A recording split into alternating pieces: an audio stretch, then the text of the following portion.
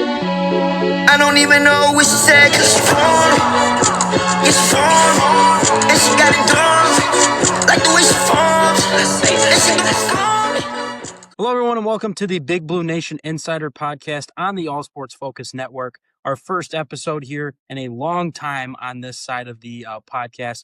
I'm here with my co-host, Ryan. Ryan, say what's up. What's up, everybody? So we're very happy to be back here on the Big Blue Nation Insider Podcast. If you remember it from a couple years ago, we're bringing it back under the All Sports Focus Network umbrella that we just launched here a week ago. We're really looking forward to this. We're getting to talk about our favorite college basketball team in the country. If it's not obvious, it's Kentucky. We're going to be talking about them as the main part of this, but then the college basketball stories and other big storylines to follow will be the other part of it. So we're really looking forward to talking about everything going on in college basketball, but highlighting on Kentucky. That's kind of a sore subject right now because Kentucky has been one of the, I would say, probably top two biggest busts of the season with Kentucky and St. John's.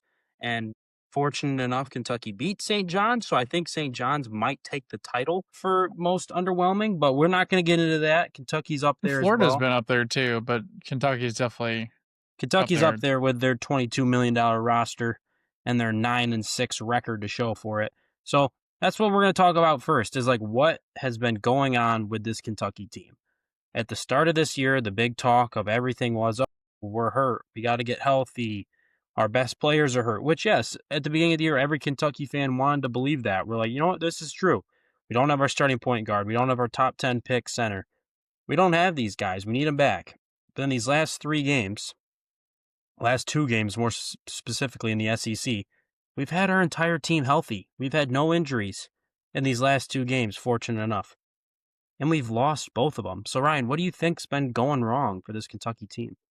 I mean, I think there's two big parts to it. I think number one is on Mark Pope a little bit, that we haven't seen the lineup that has had the most success. The lineup against St. John's, the lineup against Indiana, that being Jalan Lowe, Otego Awake, Cam Williams, Mo Diabate, and Jaden Quaintance.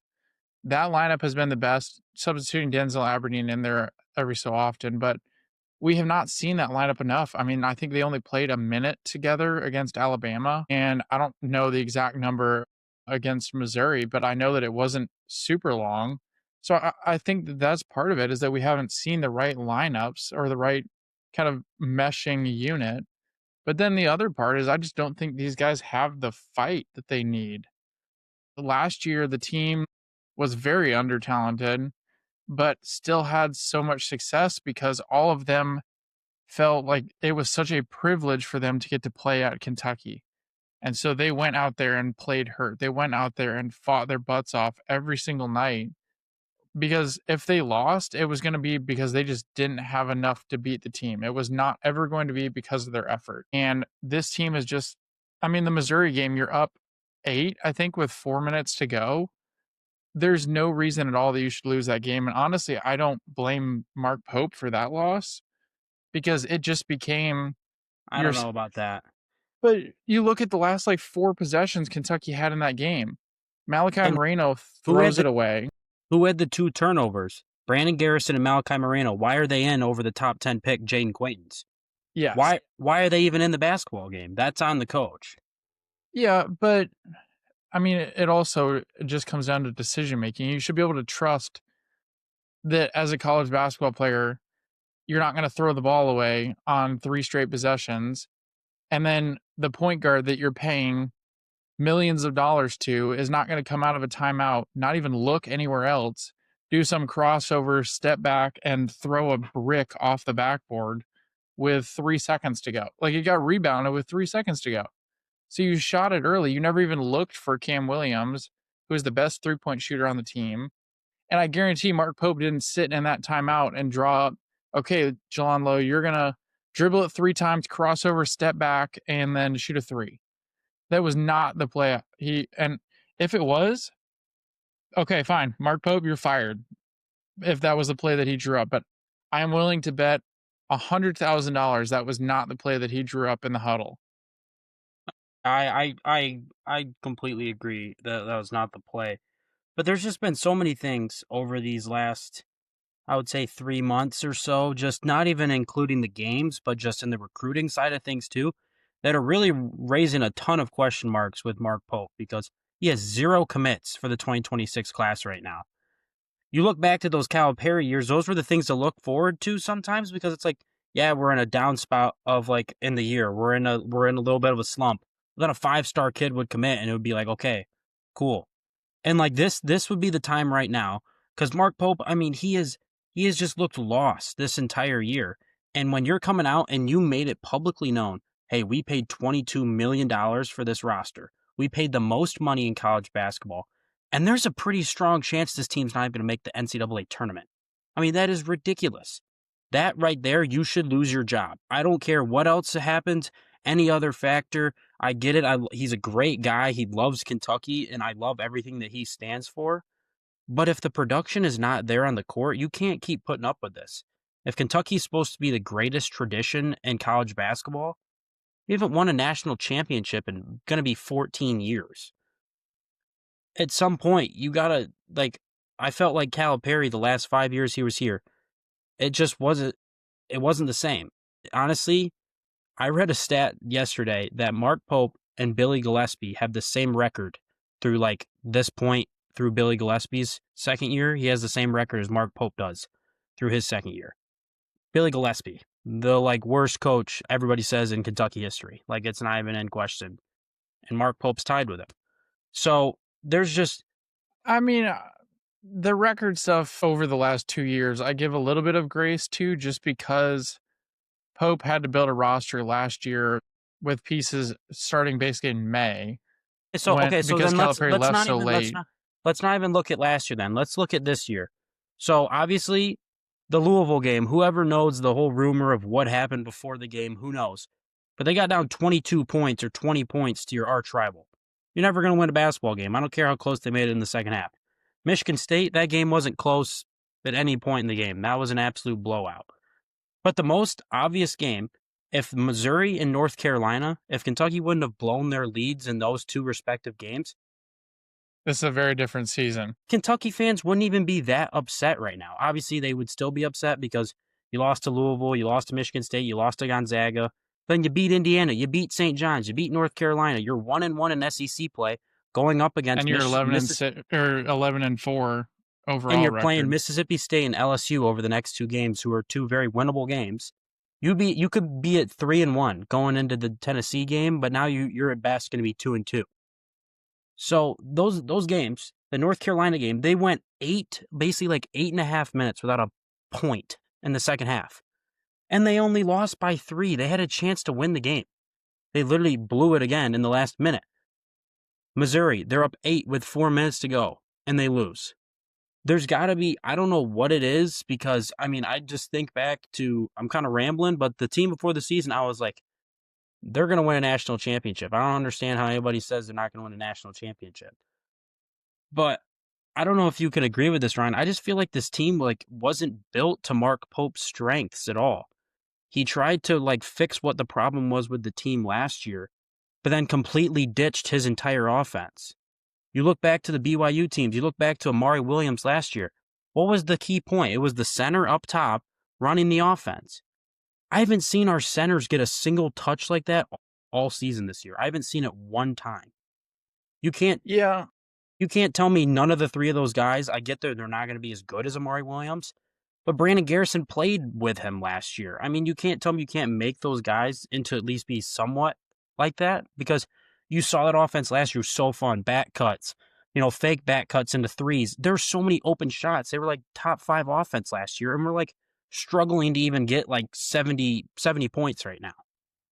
I don't know if you can agree with that, but Yeah, I mean, first I was looking down on my phone because I was looking at one stat. In the North Carolina game, in the Michigan State game, and the Louisville game, if you only look at the scores in the second half, we either tied or won. North Carolina, it was 1 point difference. But then all of those other games, we were either tied or won the score in the second half. But we're so down in the first half that we ended up losing by anywhere from 10 to 15. I mean, the North Carolina game was 2 points, but that is just, sorry, going off a little of your topic here, but that just to me, I don't know what the problem is, but why are we consistently starting so poorly? Even Mm. against Alabama, too, we made it a hell of a game in the second half. You bring it all the way to, I think, within 7 after being down 20 at one point. So it just begs the question to me, like, what what are these guys not doing mentally to get ready for these games where they get so down so quickly and then have to fight out of this hole in the second half every time? But as far as the centers, yeah, I don't think that. Do I think that Brandon Garrison is as good of a passer as Amari Williams was? No. I think Amari Williams is one of one. There's a reason he's dominating in the G League right now and being talked about even getting called up to the NBA as an undersized center is because of how good he is at that. I don't think that's Jaden Quayton's strong suit, and I certainly don't think that's Malachi Moreno's strong suit. But So then my why question is, why are but you recruiting those guys then? I mean, Brandon Garrison, you already have on the team. Jaden Quayton, you can't turn down the recruitment Yeah, because he is no, just I too good of a understand. player. Yes, But but I mean, I wonder why we aren't seeing more of Andrea Jelovich, because you can play him and Jaden Quayton's together, have JQ be more of your physicality piece, and then Jelovich is more of a playmaker. He is a 6'11" guard, all things considered, because he played in the Euro leagues where there is no big bruising center. I don't know why he hasn't played minutes at all in the past couple games. I mean, I didn't see him against Missouri, and I don't think he played against Alabama either. he Or didn't if he really did, it play. was He hasn't played since. He didn't really play it against Indiana either. His last game he really played significant minutes in was Gonzaga, and he didn't play very well. And I understand not playing him really much after that, but we haven't even seen him. The only last time we saw him was Bellarmine or Bellarmine, however you say that team, and yeah. like that doesn't really count. I mean, I want I to try just and move forward a little bit here to the next topic. That was the next topic, was really like the construction of this team, was really how this team was built. Because you look back to last year.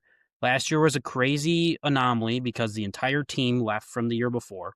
So you're bringing in grad transfers, you're bringing in all these other guys. You're just trying to literally have a team to play basketball that year.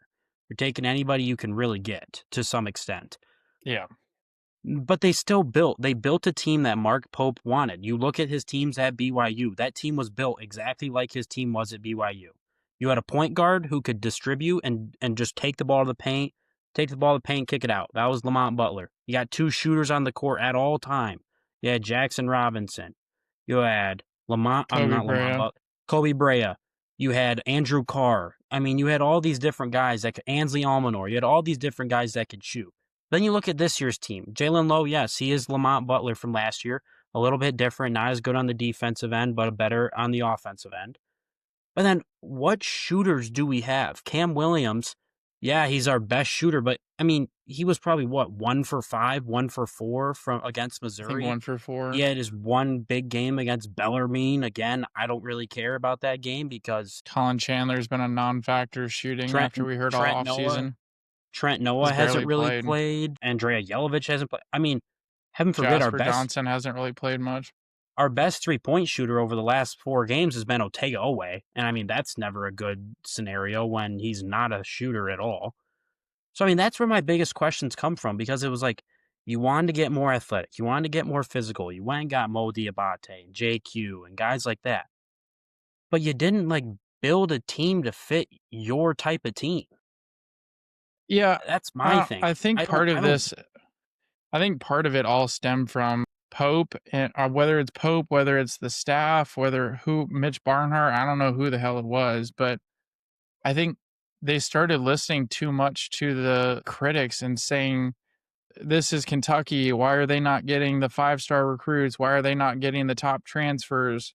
Why are they not spending the most and this and that? And so I think they listened to those headlines. And like you said, instead of building a roster that BYU is playing great this year, they are not. They have, AJ DiBiase, however you say his last Debanta. name, Debanta.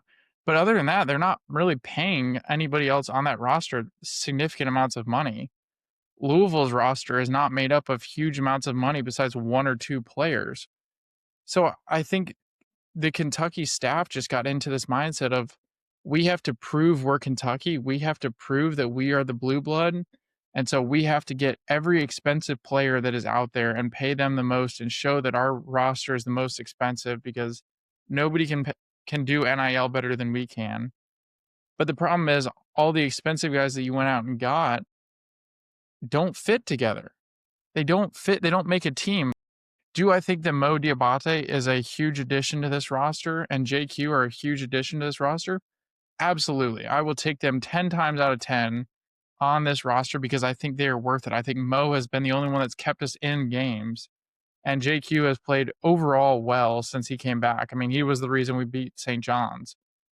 But I just But he's don't also think a non-factor against Missouri, but correct. But I don't think that, one, I think Otega-Oweh has taken a huge step back, even though he's scoring 16 points a game or whatever he is. But just the rest of these pieces, Denzel Aberdeen has not been worth the money that we supposedly paid him to come over from Florida. You know, some of these other guys just have not been worth the funds that we are paying them to play here. And you just have a roster of a whole bunch of superstars that don't want to play with each other, and they don't care about what Kentucky means. I saw KSR was talking about that within an hour after the game, Colin Chandler was posting that he was selling Kentucky hats that like are branded with his name on his Instagram story, and Brandon Garrison was posting his highlights from a game that you just lost. yeah, I Like, guess the Colin Chandler one, well, I'm not trying to like defend him, but I guess that was scheduled. Focusing on Otega-Oweh was the next topic I had written down, because he last year, he succeeded very well, because last year it wasn't like, yeah, obviously he's scoring a ton of points a game, but it wasn't like he is the only focus. He is the only focus. Like this team this year, you need a bucket. The only guy can even comfortably say, and he missed the open layup against Missouri to take the lead, was Otega-Oweh. But I can't think of another guy that I can be like, we're putting the ball in your hands. The only thing you're getting is maybe a ball screen. Go get a bucket. He's the only guy I can trust to do that. Last year, you got Jackson Robinson. I would have given him the ball any time of the day. I would have given Lamont Butler Kobe Brea, I would Brea. give him the ball anywhere outside the 3-point line and say, make it. And he's going to make it 60% of the time. So, you had 4 guys last year, but this year you have one guy. So all of the focus, especially with how low Kentucky's assist rate is, they don't pass the ball. It's a bunch of iso ball. It reminds me of Calipari teams. This is just not Mark Pope's team at all. And it's like iso ball, Otega-Oweh is taking the ball, and teams just are like, all right, we're going to guard you. We're going to double team down. you.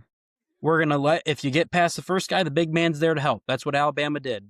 They closed him down, and that's what's happened. And then Alabama doubled on the centers because, like Nate Oates said, and Dennis Gates basically reacted to it and said the exact same thing, that our centers, as soon as we throw the ball inside, they are not looking to pass.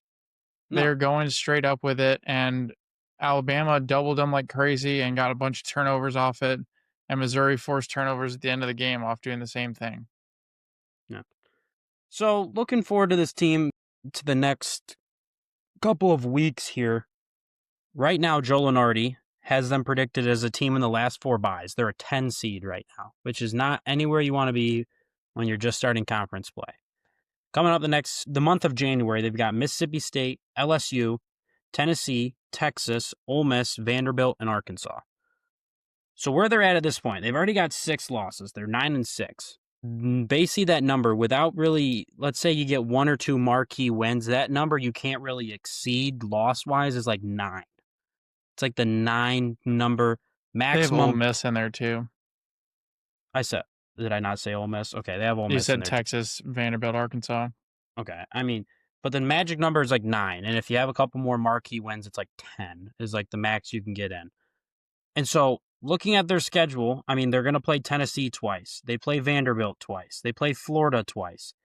They have these chances for these wins, but they cannot give away games that they should be winning. Missouri, they were 12.5-point favorites at home at Rupp Arena, and they blew an 8-point lead. That is a game they should never lose. 1966 runner-up team, the Rupp Runts, is going to be at the game this weekend against Mississippi State. They are favorited, I believe. I'm pulling it up right now, but I don't see why Kentucky is favorited. They're an 80% chance to win this game. They haven't released the odds yet, but Kentucky should win this game. They go to LSU on Wednesday night. Me and Ryan will most likely be there based on how the game goes tomorrow, we said. That's going to make our decision. But they should beat LSU. LSU is not a good basketball team. They have a good record because they played nobody in non-conference. But then they go to Tennessee. But last year, everybody said Tennessee's team so much better than Kentucky. And Kentucky beat them both times the regular season. Unfortunately, lost to them in the Sweet 16. But, that happens. They play Texas. They play Ole Miss, two teams they should beat. But then they play Vanderbilt and Arkansas the end of January. Two very good teams. Obviously, Arkansas, we all know, it's Calipari.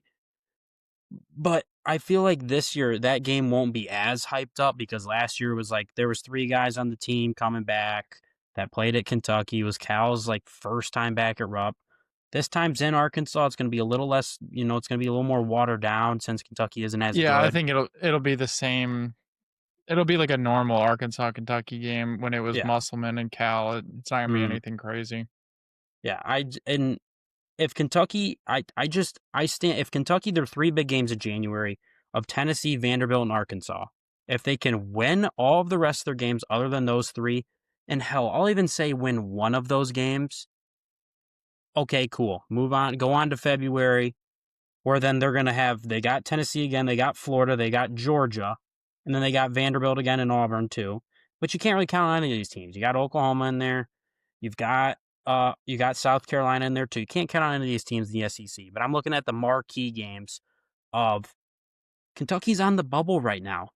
If they lose all these marquee wins and they keep piling up these quad 1 losses and they only have 2 quad 1 wins, it's not a very good resume. I mean, the Missouri loss was technically a quad 3 loss, but then since Missouri beat Kentucky, they moved up to a quad 2 team. So it's only a quad 2 loss, which isn't as bad. So there's so much, all these different what if games that you can play with the bracket. But I just think realistically you have to split with Tennessee. I think you have to split with Vanderbilt, and I think you have to split with Florida. Mm-hmm. Then, you can, and hell, and if you sweep one of them, you can get swept by them. Cool. It evens out. I mean, you can get swept by one of the others if you sweep one. But sorry to cut you off, but at this point, I'm like, let's get in the tournament. I don't care what seed you finish in the SEC. I don't care where you are in the SEC tournament. Just get in the tournament because you never know. I mean, crazy shit happens when you get in March Madness. So just get in the tournament. Don't miss the tournament. Because I think if they miss the tournament, Mark Pope's out. I'm just putting in my early prediction right now. I think if they miss the tournament, the Crafts, all their other big donors, Kentucky has not been afraid. I mean, they just paid the Mark Stoops buyout, and they've got a crap ton of money. I don't see why they would be afraid to pay Mark Popes. If they're donating all this money to Kentucky basketball and they're getting no production back, I don't think they'll be afraid to pull the plug early. But sorry to cut you off. What were you going to say? Yeah, I mean, I see a lot of similarities, and I was trying to kind of pull it up here, to the 2013-2014 team. I was trying to kind of see what their record was, but they were another very hyped up Kentucky version that kind of went in SEC play and really flopped through the first half of SEC play. And then we saw this kind of switch flip, and they went on this run, and they were an 8 seed and went all the way to the national championship and met our incredible UConn team. That was a 9 seed, funny enough. It was a 9 seed that unfortunate, but then that spawned the next season being the 38-1 team. So I think the potential is there for this team. The potential is there to turn this around. The talent is there. The toughness, the physicality is there. I just think that Mark Pope has to have a shorter leash with some of these guys and try different lineups. Play somebody, and if they suck, then they're out. And okay, that's it. You try somebody else, but don't. It was always the kind of complaint that we all had with Kentucky with Calipari, was that he would ride these guys that we had paid a lot of money to. I mean, we couldn't pay them at that point, but they were very known, recruited. highly recruited, and they would play regardless of whether they sucked or not. And a lot of people said him riding the DJ Harrison Wagner playing twins. over Reed Shepherd and Rob Dillingham. Point Yes, Exhibit A. that, or even the Harrison twins playing over Tyler Ulis and Devin Booker in the Final Four game against Wisconsin that 38-1 team lost. So it's falling into that same cycle where he's riding these guys that should not be in the game. Braden Garrison, I don't care how great he plays in one game. If he's not giving you the right effort in another, he needs to be out. JQ needs to be in the game. Same with Malachi. Or if none of them are playing well, like JQ didn't play well against Missouri, okay, then go to 2 4s. Put Andrei Yelovich and Mo Diabate in there together.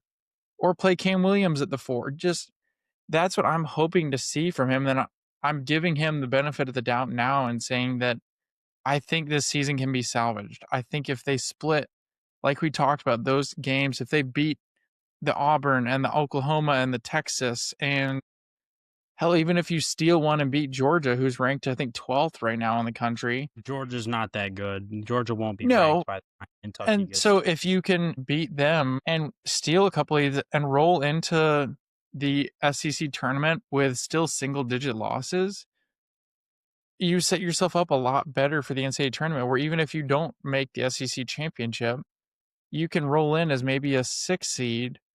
Probably above that is probably a little bit of a stretch unless they go undefeated the rest of the season, which I don't think will happen. I don't think they'll get above 7. I really don't. But even then, a 7 is a hell of a lot better than a 10 seed or maybe even an 11 seed, where you are like on the edge of your seat on selection day, whether we even make the tournament or not. So there is a real inflection point here after this Missouri game that they're either going to continue on a downward spiral and they're going to lose against Mississippi State tomorrow, and you drop one against LSU and you just mail in the season, or you come out and steamroll the next couple games and go into that Tennessee game on a high and potentially even beat them in Knoxville. Yeah. I don't want to beat on a dead horse here, but it's things this season it's not over yet. It's damn near close if they drop a couple games here, but they got to win the games they got to win. They got to upset some teams. I think at the very least, if I'm wrong, listeners, you can correct me if I'm wrong, but I believe the 2020 or 22 team with like Cason Wallace, Oscar Shibwe, when they got in as a 6 seed, I believe they had 11 losses. I think they had 11. I might be incorrect when I say that, but I think they had 10 or 11 losses when they got in as a 6 seed. So it's got to be, I think I said 9, 10-ish. I think it's like 10, 11. That gives you 4 more losses in SEC play, because the conference tournaments, they always say this in the selection show. The only thing that really, they basically have the rankings done before the conference tournaments come around, unless like a team, like when NC State came up and won the ACC a couple years ago to steal a bid. Like those are the only real time anything like crazy changes in the SEC tournament. Like if you win one game and you lose the next one in the quarterfinals, nobody really cares. I mean, Kentucky last year was a 3 seed going into the SEC tournament. They won one game and then they lost and they didn't move. So the Cason Wallace team was 22-12. They were 12-6 in the SEC. Okay. So I think they've already got, so it's like basically 4 more losses in the SEC, and that'll put them at 10 losses total. I think that's, you stay in that number and you go, what would that be? So that would coincidentally, that team also lost to Missouri the second game of the SEC. Yeah, I don't really want to be like that team, but I don't want to compare ourselves to that team too much. But we get the point. We're not going to talk too much about it here. So that's our spiel for Kentucky for this week. We hope in a couple weeks when we're back doing the next episode of BBN Insider, it's a little more upbeat. It's a little more, exciting. Hey, we're playing in the tournament. I'm crossing my fingers. Like, hey, we're playing some good basketball now. We figured it out. I'm trying to stay a little bit happy, but also a little bit, don't want to get my hype too high because that happened after the St. John's game, and now look where we are. And take a deep breath. We're just gonna, we're gonna let it happen. But we might be having a different kind of conversation like 3 weeks when we're back if they keep losing games here. So, on a little more happy note, we're just gonna real quick talk about like one more thing here to keep this one decently short for you guys. The big storyline this year has been the Michigan Wolverines, the Arizona Wildcats, and the Iowa State Cyclones. And you can throw UConn, you can throw Purdue in there, you can throw Duke and Houston, and those type of teams. Ryan, if you had to pick one team right now to win the national championship, who would your pick be? Kind of putting you on the spot here, but I'm leaning Arizona, I think. Just their overall pace of play, the effort on the defensive side of the ball, that's my favorite if I had to pick right now. Okay. I'm doing kind of like a 1A, 1B thing. I think 1A for me has to be Michigan. The way they've just beat teams in all these ways, but can't really look over. They've had some close games. They had a close game with Wake Forest, close game with Penn State, but they're a very good basketball team. Yaxel Lindenborg, wish you would have come to Kentucky because holy crap, he's a stud. He is amazing. My other team, though, is Houston. It's tough to count out Kelvin Sampson teams in March. They made the national championship game last year. They're just a tough team to play. I mean, they play such rugged, physical basketball. They're just a tough team to beat. So those are my two teams right now. Obviously, when we come back here in a couple weeks, we'll revisit this question, but those are a lot of the favorites right now.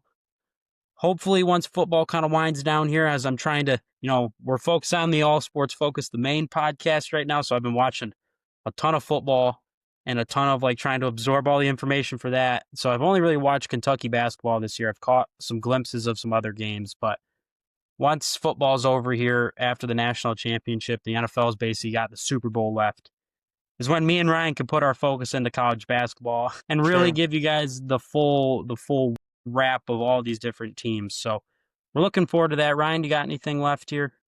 I mean, I think you hit it right on the head there. Yes, the name is BBN, a Big Blue Nation Insider. So we are going to be primarily focused on Kentucky, but we do definitely want to talk about the overall college basketball too, not just be solely focused on only Kentucky, because I think we're doing a disservice to the rest of how good college basketball is across the board. So we want to talk about everybody. We'd love to hear comments, or if anybody has a specific team that they want to hear us talk about for the next episode. These aren't as frequent as the All Sports Focus episodes with the All Sports Focus Network. They will be once football wraps up. Once football ends up, and yes, then they will be a little more consistent. But we'd love to hear comments. We'd love to hear kind of as we kick off or reintroduce this new show, what you guys would like to hear from us. So yeah, make sure to leave comments. We'll thinking of a new kind of segment here on this episode, on this show. We're really trying to define this one. We've thrown some ideas, maybe some grading teams, like how their season's gone so far. So comment your school down below.